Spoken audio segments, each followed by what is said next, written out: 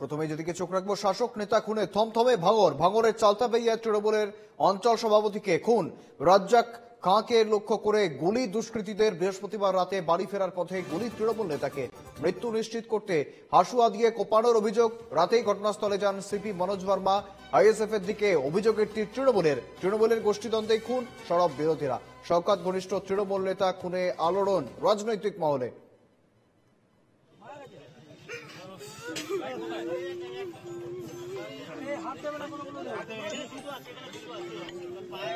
ওদিকে নিহত তৃণমূল নেতার স্ত্রী কি জানাচ্ছেন শুনবো একবার।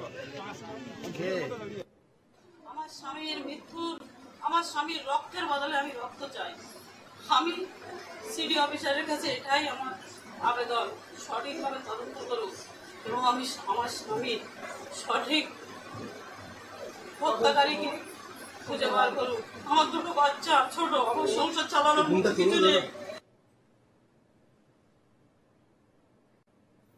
একেবারে গতকাল শওকত মোল্লা তিনিও কিন্তু পৌঁছেছিলেন ঘটনাস্থলে এবং যেমনটা জানা যাচ্ছে শওকত ঘনিষ্ঠ বলেই পরিচিত ছিলেন এই রাজ্জাক খাঁ এবং যেমনটা জানাচ্ছিলেন শওকত মোল্লা গতকালই, অর্থাৎ তার সঙ্গে দলীয় সভায় ছিলেন এই রাজ্জাক খাঁ এবং সেই দলীয় সভা থেকে বাড়ি ফেরার পথে তাকে লক্ষ্য করে গুলি ছোড়ে দুষ্কৃতীরা এবং গুলির পর তাকে রীতিমতো হাসুয়া দিয়ে কোপানোর অভিযোগ ওঠে। ঘটনাস্থলে তার বাইক পড়ে থাকতে দেখা যায়। বর্তমানে রাত্রেই পুলিশ পৌঁছয়। শওকত মোল্লা এই ঘটনা নিয়ে ঠিক কি জানিয়েছিলেন শুনবো একবার। আমাদের বিধানসভা কমিটির সদস্য, আমাদের স্ট্রং লিডার, আইএসএফ আশ্রিত সমাজ বিরোধীরা এটা সম্পূর্ণ নওশাদ সিদ্দিকীর মদতে আজকে তাকে নৃশংসভাবে গুলি করে এবং তাকে কুপিয়ে খুন করা হয়েছে। ও বিকাল থেকে আমাদের দুটো মিটিং অ্যাটেন্ড করেছে, মিটিং করে ও বাড়ি ফিরছিল। আসলে ভাঙড় বিধানসভা এলাকায় এদের অস্তিত্ব বিলীন হয়ে যাওয়ার ফলে এই আইএসএফ আশ্রিত সমাজ বিরোধীরা এই ধরনের ঘটনা ঘটছে। আমরা পুলিশকে, আমরা দিদিকে অনুরোধ করব যে অবিলম্বে এই আইএসএফ আশ্রিত সমাজ বিরোধী এদেরকে অবিলম্বে গ্রেপ্তার করা এবং তার দৃষ্টান্তমূলক শাস্তির ব্যবস্থা করা। একেবারে শুনছিলেন ক্যানিং পূর্বের বিধায়ক শওকত মোল্লা। তিনি কি জানাচ্ছিলেন, তিনি রীতিমতো নওশাদ সিদ্দিকী অর্থাৎ আইএসএফ এর দিকে অভিযোগের আঙুল তুলছেন। অর্থাৎ নওশাদের মদতেই, নওশাদের দল আইএসএফ এর মদতেই এই ঘটনা হয়েছে এমনটাই কিন্তু অভিযোগ। শওকত মোল্লার দলীয় সভা থেকেই বাড়ি ফিরছিলেন রাজ্জাক খাঁ এবং বাড়ি ফেরার পথে তাকে লক্ষ্য করে গুলি ছোড়েন দুষ্কৃতীরা এবং তারপর তাকে রীতিমতো হাসুয়া দিয়ে কোপানোর অভিযোগ ওঠে। বর্তমানে যেমনটা জানা যাচ্ছে ইতিমধ্যেই ফরেন্সিকের দল পৌঁছেছে। পুলিশ কুকুর নিয়ে যাওয়া হয়েছে। পাশাপাশি ঘটনার তদন্ত শুরু হয়েছে ইতিমধ্যেই। ঠিক কারা জড়িত রয়েছে ঘটনার পিছনে তা কিন্তু খুঁজতে ইতিমধ্যেই তদন্ত শুরু করেছে পুলিশ। এখনো পর্যন্ত সেভাবে কোনো গ্রেপ্তারির খবর সামনে আসেনি বা কারা জড়িত রয়েছে সে বিষয়ে কিন্তু এখনো কিছু জানা যায়নি। দেখতে পাচ্ছেন সেই ছবি, আজ সকালের ছবি। রীতিমতো ঘটনাস্থল কার্ডন অফ করা হয়েছে। অন্যদিকে সেই ঘটনাস্থলেই কিন্তু পড়ে রয়েছে রাজ্জাক খাঁয়ের বাইক। এই বাইকে করেই রাত্রে তিনি বাড়ি ফিরছিলেন।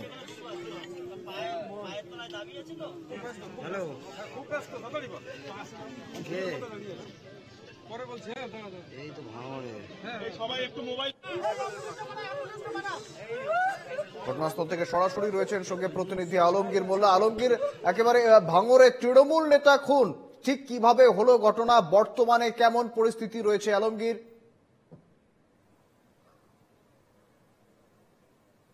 একদমই সুমন্ত, আমি দেখাতে বলবো একেবারে এখনো পর্যন্ত যে গাড়িটিতে চেপে মৃত রাজ্জাক খান, যে তৃণমূল নেতা, তিনি বাড়ি যাচ্ছিলেন এবং সেই বাইকটি এখনো পর্যন্ত ঘটনাস্থলে পড়ে রয়েছে এবং পুলিশ পুরো জায়গাটি কিন্তু ব্যারিকেড দিয়ে ঘিরে রেখেছে। আমি আরো একটি জায়গা দেখাতে বলবো, এই যে রাস্তা, সেই রাস্তার দুই পাশে যেভাবে ঝোপ জঙ্গলে ভর্তি হয়ে গেছে, গাছপালা ভর্তি হয়ে গেছে, সেই জায়গাগুলিতে যে সমস্ত দুষ্কৃতীরা এই ঘটনা ঘটিয়েছে, সেই পুলিশের অনুমান সেই সমস্ত দুষ্কৃতীরা এই যে ঝোপ জঙ্গলগুলি, সেই ঝোপ জঙ্গলগুলির ভিতরে কিন্তু বসেছিল।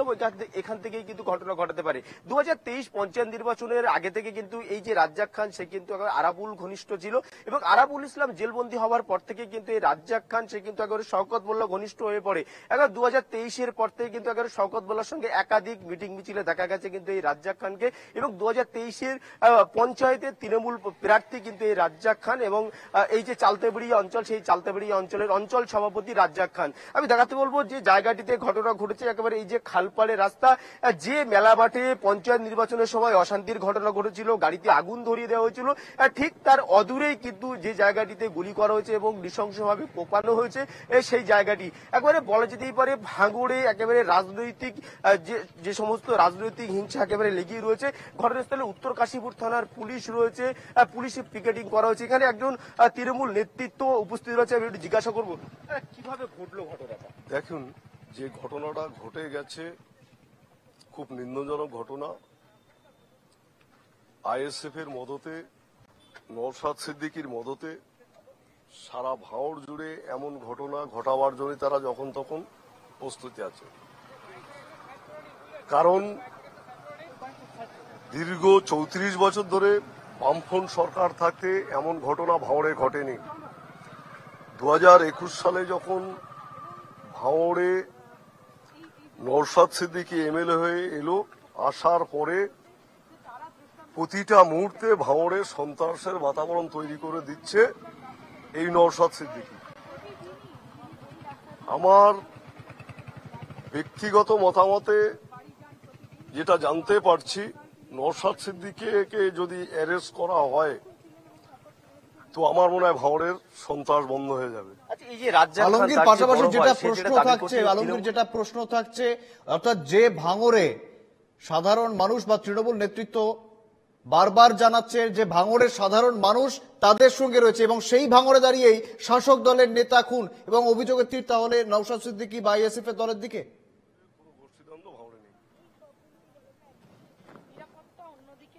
একদমই ঠিকই শুভেন্দু, নওশাদ সিদ্দিকী আইএসএফ এর যে সমস্ত নেতৃত্ব রয়েছে তাদের দিকে, দুষ্কৃতীদের দিকে যেমন ভাবেই কিন্তু তৃণমূল নেতৃত্ব আঙুল তুলছে। একবার আমি গতকাল যে ক্যানিং পূর্বের তৃণমূল বিধায়ক শওকত মোল্লা তিনি যেমনটা দাবি করেছিলেন যে আইএসএফ আশ্রিত দুষ্কৃতী যারা ছিল তারাই কিন্তু এই ঘটনা ঘটিয়েছে, কিন্তু আজ এই যে শওকত মোল্লা ঘনিষ্ঠ যারা রয়েছে তাদের পক্ষ থেকে যেমনটা দাবি করা হচ্ছে যে নওশাদ সিদ্দিকী এই ঘটনা ঘটিয়েছে, কিন্তু এই যে তৃণমূল নেতা রাজ্জাক খান তার বড় ভাই যেমনটা দাবি করছে যে তৃণমূলের গোষ্ঠীদ্বন্দ্ব বলে কিন্তু তিনি দাবি করছেন যে তৃণমূলের গোষ্ঠীদ্বন্দ্ব রয়েছে। তবে এই যে পুরো ঘটনা, সেই ঘটনায় ইতিমধ্যেই পুলিশ তদন্ত শুরু করেছে, উত্তর কাশীপুর থানার পুলিশ তদন্ত শুরু করেছে। তবে ঘটনাস্থলে ভাঙড়ের যে ডিভিশনের 4টি থানা রয়েছে সেই থানার পুলিশ আধিকারিকরা তারা কিন্তু এখানে রয়েছে এবং বিশাল পুলিশ পিকেটিং বসানো হয়েছে এবং আশেপাশের জায়গাগুলিতে তদন্ত চালানো হচ্ছে যে সমস্ত দুষ্কৃতীরা এই ঘটনা ঘটিয়েছে কোনো কিছু ফেলে গেছে কিনা। তবে গতকাল রাত থেকেই কিন্তু পুলিশ তদন্ত চালাচ্ছে। এই যে রাজ্জাক খান গতকাল 9:30-10টা নাগাদ যখন বাড়ি যাচ্ছিলেন ভাঙড়ে একটি দলীয় কর্মসূচি সেরে, তখনই কিন্তু এই রাজ্জাক খানের পিছনে কিন্তু আরো দুজন ছিল যাদেরকে ইতিমধ্যে পুলিশ আটক করেছে, তাদেরকে জিজ্ঞাসাবাদ করা হচ্ছে তারা কিছু দেখেছে কিনা বা তাদের কোনো পরিকল্পনা রয়েছে কিনা।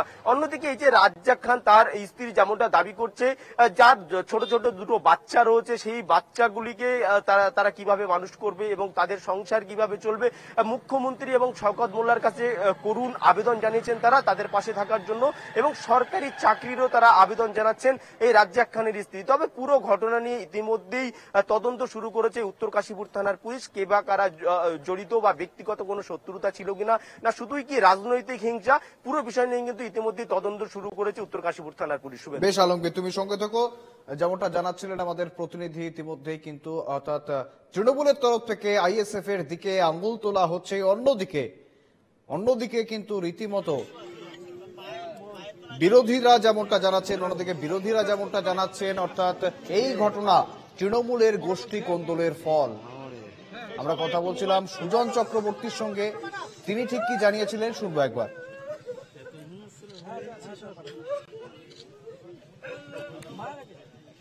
ভাঙড়কে আনইউজুয়ালি কলকাতা পুলিশ করে মানুষের কি লাভ হলো, নিরাপত্তার কি সুবিধে হলো, নাকি আক্রমণ, অত্যাচার অথবা খুন আরো বেড়ে গেল?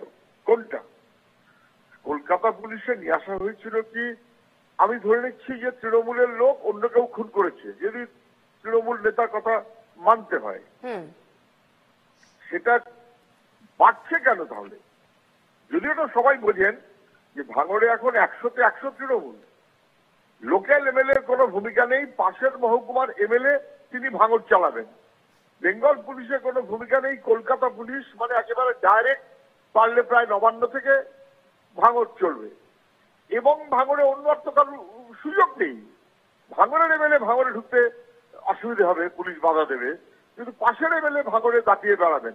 এই যখন রাজনীতির চেহারা, হঠাৎ তৃণমূলের কর্মী খুন হলে সবাই জানে যেটা গোষ্ঠীদ্বন্দ্ব কিরকম চলছে আর তোলাবাজির লড়াই কিরকম চলছে, সেটা এ রোড তার ঘাড়ে চাপিয়ে দিয়ে লাভ হবে কি?